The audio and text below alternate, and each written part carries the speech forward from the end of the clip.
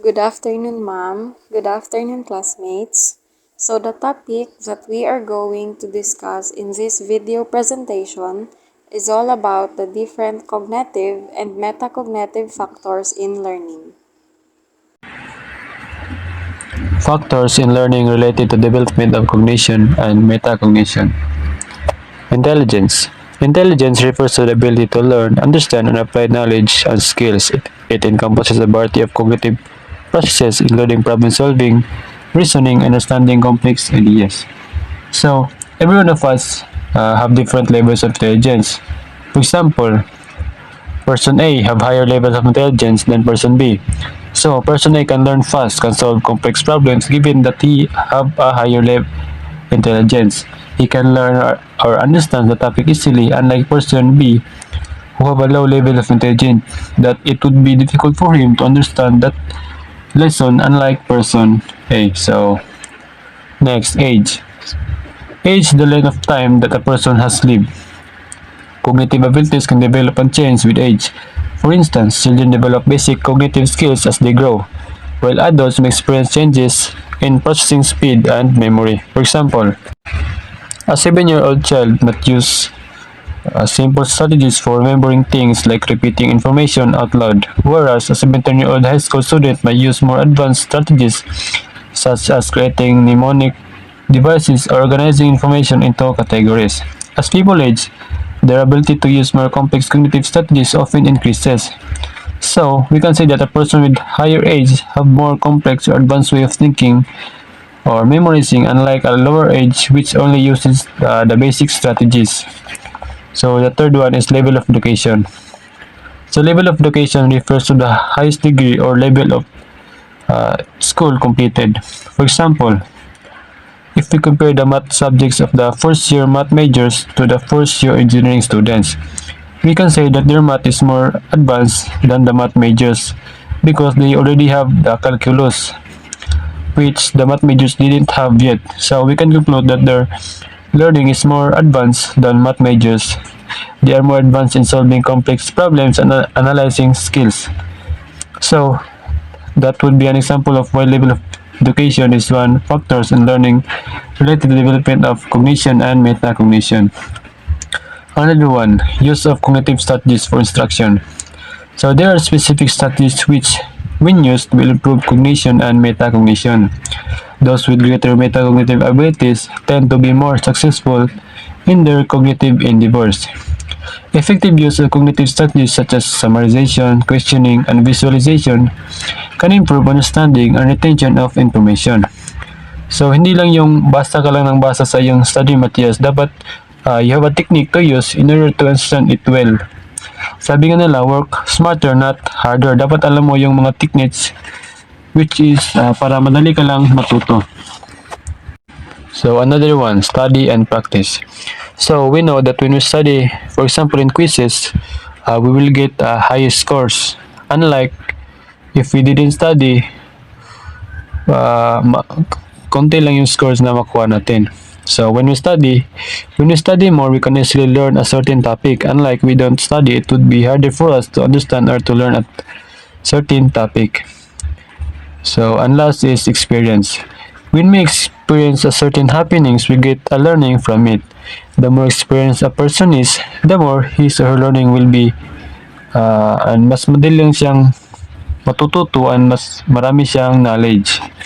For example, an experienced teacher knows more about teaching or handling students compared to a new teacher which have a little teaching experience. So that would be all. Thank you. Good day everyone, I am Richel B. Lunzaga and I will be discussing about the suggested strategies to help students process information. So, this set of strategies can be used to help students process information. These strategies are based on the principles of cognitive psychology and learning theory. It aims to enhance the learning process of the students by making it more effective and more efficient. And it is very important for us future teachers to know these strategies in order to become an effective teacher someday. So, number one, provide organized instruction. Providing organized instruction involves presenting information in a structured and logical manner to facilitate better understanding and retention. So, this strategy is very important for effective teaching because if the instruction is given in a very organized manner, it helps students to understand and remember the lesson for a long period of time. Example on how to provide organized instructions are creating a clear outline of the lesson, breaking down complex concepts into manageable parts, and using visual aids to enhance comprehension. And number two, use single coherent representations. Utilizing single coherent representations means presenting information in a unified and consistent way to avoid confusion and cognitive overload. So, it is very important to use single coherent representations because it is easier for students to understand and remember the topic and to avoid confusion on the lesson. Because it is possible that if different representations are used, students may not understand the lesson properly. So, to avoid confusion, we can use diagrams, charts, or models to visually represent concepts and relationships in a clear and concise manner. And number three, link new material with what is already known. Linking new material with existing knowledge helps students make connections and integrate new information into their existing mental framework. So, this strategy is very important when teaching students because if new information is linked to what students already know, it is easier for them to understand and remember. This is because it helps students see the relevance of the new information and understand how it fits into their existing knowledge base. Example is relating new concepts to familiar ideas or experiences. By this strategy, students can better grasp and retain the new material. And number four, carefully analyze the attention demands of instructions. Analyzing the attention demands of instructions involves considering the cognitive load and complexity of the information presented. So, when designing instruction, it is important to consider the attention demands of the material. This means ensuring the material is not too complex or too simple for the students, as this can affect their understanding and retention of the information. So, by breaking down instructions into manageable steps, highlighting key points, and providing clear guidance, educators can help students focus their attention effectively. And number five, recognize the limits of attention. Recognizing the limits of attention acknowledges that students have a finite capacity to concentrate on information. Because we know that attention is a limited source, and students can only pay attention for a certain amount of time before they become distracted or fatigued. Therefore, it is important to design instruction that is long enough to cover the necessary material but short enough to keep students engaged and focused. And by providing breaks, varying instructional methods, and engaging students in interactive activities can help maintain their attention and enhance learning outcomes. And number six, recognize the limitations of short-term memory. Understanding the limitations of short-term memory is crucial for designing effective learning experiences. Because we know that short-term memory is a limited capacity system that can only hold a certain amount of information for a short period of time. Therefore, it is important to design strategies that aid in transferring information from short-term memory to long-term memory, where it can be retained for a long period of time. So, by incorporating repetition, chunking information, and using mnemonic devices, educators can help students transfer information from short-term memory to long-term memory for better retention. And number 7, matching encoding strategies with the material to the learner helps in enhancing memory. Encoding refers to the process of converting information into a form that can be stored in memory. Different materials may require different encoding strategies to enhance memory. For example, visual materials may require visual encoding, while verbal materials may require verbal encoding. And number 8 is providing opportunities for both verbal and imaginal encoding. It helps in engaging different types of learners. Different learners have different preferred learning styles, such as verbal or imaginal. Providing opportunities for both verbal and imaginal encoding helps engage these different learners and ensure that they are able to understand and remember the material. By encouraging discussions, presentations, and creative activities, educators can cater to diverse learning styles and enhance information processing. And number 9, arrange a variety of practice opportunities. So, arranging a variety of practice opportunities helps in reinforcing learning. Practice is an important part of learning process as it helps reinforce new knowledge and skills. Providing a variety of practice opportunities helps ensure that learners are exposed to different types of practice which can help reinforce learning and improve retention. Arranging a variety of practice opportunities such as quizzes, group discussions, and stimulations helps reinforce learning and deepen understanding.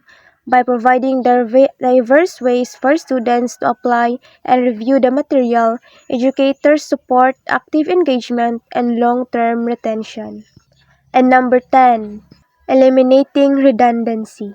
It helps in reducing cognitive load and making learning more efficient. Redundancy refers to presenting the same information multiple times. Eliminating redundancy helps reduce cognitive load as it requires learners to process the same information multiple times. This can make learning more efficient by reducing the amount of processing time required to understand and remember the material. By avoiding unnecessary repetition and irrelevant details, educators can help students concentrate on key concepts and improve information processing efficiency. And lastly, help learners become self-regulated. Empowering learners to become self-regulated involves teaching metacognitive strategies for monitoring, evaluating, and adjusting their learning processes by fostering goal setting, reflection, self-assessment, and self-directed study habits. Educators support students in taking ownership of their learning journey and developing lifelong learning skills. In conclusion, implementing suggested strategies to help students process information effectively is essential for enhancing learning outcomes and retention. By providing organized instruction, using coherent representations, linking new material with existing knowledge, and considering attention demands, educators can create a conducive learning environment. Recognizing the limits of attention and short-term memory, matching encoding strategies with the material, and offering opportunities for verbal and imaginal encoding are key factors in optimizing information processing. By arranging diverse practice opportunities, eliminating redundancy, and promoting self-regulation, educators can empower students to engage actively in their learning, improve comprehension, and develop lifelong skills for efficient information processing. These strategies not only support academic success but also foster critical thinking, problem solving, and independent learning skills essential for students' overall growth and development. Hello everyone, I'm Navar Chaga Bueno, and I was assigned to discuss the implication of cognitive theories on teaching and learning. We have basic characteristics of a classroom instruction based on cognitive theories. First is emphasis on the active involvement of the learner in the learning process or learner control. From the statement itself, active involvement of the learner. This characteristic focuses on engaging students in activities that require them to participate actively in their learning rather than passively receiving information. So best example of this is collaborative learning. I know that you already know what is collaboration. In collaborative learning, students work together in groups to solve problems, discuss concepts, and share ideas. This approach promotes active involvement as students engage in discussions, peer teaching, and cooperative tasks. So let us now proceed to the metacognitive training, self-planning, monitoring, and revisiting techniques. So what is metacognition? Metacognition refers to the awareness and understanding of one's own thought processes. So ano yung benepisyo ng metacognitive training? Metacognitive training helps students develop strategies for planning, monitoring their learning progress, and revisiting and adjusting their strategies as needed. So example of this is journaling. I know that some of you are doing journal. Journaling encourages students to reflect on their learning experiences, set goals, track their progress, and identify areas where they need to improve. According to Dan Pink, writing is an act of discovering what you think and what you believe. So by writing about our thoughts and learning processes, we can enhance our metacognitive skills.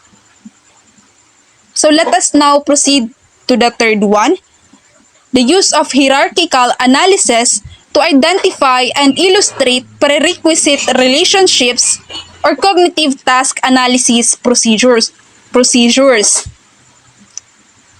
What is cognitive task analysis?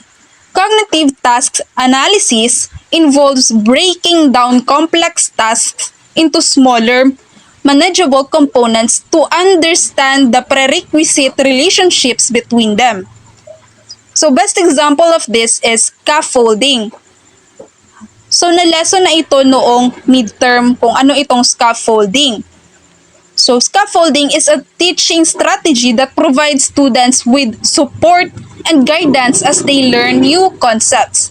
By gradually removing the support as students gain understanding, scaffolding helps students build on their existing knowledge and skills in a structured manner.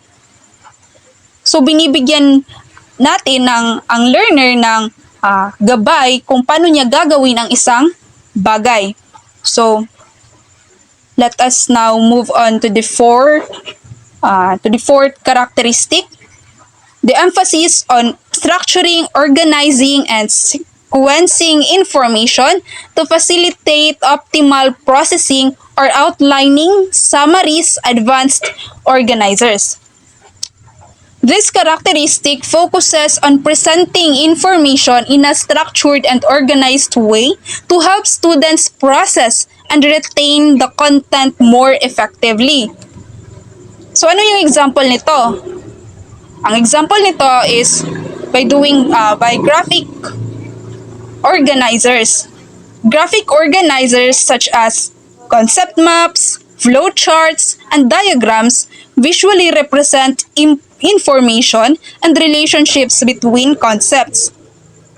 By using graphic organizers, students can organize information spatially and enhance their understanding of complex topics. So alam naman natin na mayroong mga students na spatial ang yung intelligence nila. So mas natututo sila kapag nakikita nila yung mga bagay. So let us now move on to the last one. So the creation of learning environments that allow and encourage students to make connection with previously learned materials. Encouraging students to connect new information with what they have previously learned helps deepen their understanding and promote retention. So example of this is inquiry-based learning. Inquiry-based learning tasks students with exploring and investigating real-world problems or questions. By connecting new information to their prior knowledge and experiences, students engage in critical thinking and make meaningful connections between concepts. My apologies, umuulan na talaga. So, that would be all for my discussion about the implication of cognitive theories on teaching and learning. Thank you for listening, and I hope that you've learned something. Hello everyone, I am John Christian Rolona, and part is I'm going to discuss the teaching methods based on principles of cognitive learning theory. The first one is the cognitive apprenticeship. It includes modeling, coaching, scaffolding, articulation, reflection, and exploration. When we say modeling, when the teacher demonstrates the task, thinking aloud to show the processes involved, while the coaching, when the teacher provides guidance and feedback as students perform the task, and the scaffolding, when the teacher offers support, gradually removing it as students become more competent. And while the articulation, when the students articulate their knowledge, reasoning, or problem solving processes. While the reflection is when the students compare their performance with that of an expert, their peers, or their own previous performances. While the exploration is when students are encouraged to apply their skills to new problems or tasks independently. So the second is the reciprocal teaching. This method involves a dialogue between teachers and students, where students take turns being the teacher. It focuses on four main strategies: the predicting, questioning, clarifying, and summarizing. The goal of this is to improve reading comprehension by actively engaging students in the learning process and encouraging them to take ownership of their learning. So the third one is the anchored instruction. Learning activities are designed around an anchor, such as story, adventure, or problem scenario that provides a meaningful context for learning. The anchor helps students see the relevance of what they are learning and encourages them to apply their knowledge to solve the real world problems. This method often uses multimedia and technology to create engaging and realistic learning experiences. The fourth one is the inquiry learning. Students engage in a process of exploring questions, problems, or scenarios, leading them to construct their own understanding and knowledge. The teacher acts as a facilitator, guiding students through the inquiry process by encouraging questioning, investigation, and critical thinking. This method promotes active learning and helps students develop research and problem solving skills. The fifth one is the discovery learning. Students learn by exploring and discovering information on their own, often through hands-on activities and experimentation. The teacher provides materials and resources but allows students to take the lead in their learning. This approach encourages curiosity, creativity, and independent thinking, helping students develop a deeper understanding of the subject matter. So the sixth one is the problem-based learning. The students learn by working on complex, real world problems in small groups. The teacher presents a problem and students must identify what they need to learn to solve it, seeking out and applying relevant information. This method emphasizes collaboration, critical thinking, and application of knowledge to practical situations, preparing students for real life problem solving. Each of these methods align with cognitive learning theory by emphasizing active engagement, the development of higher order thinking skills, and the construction of knowledge through meaningful experiences. To sum it all up, learning is influenced by several cognitive and metacognitive factors.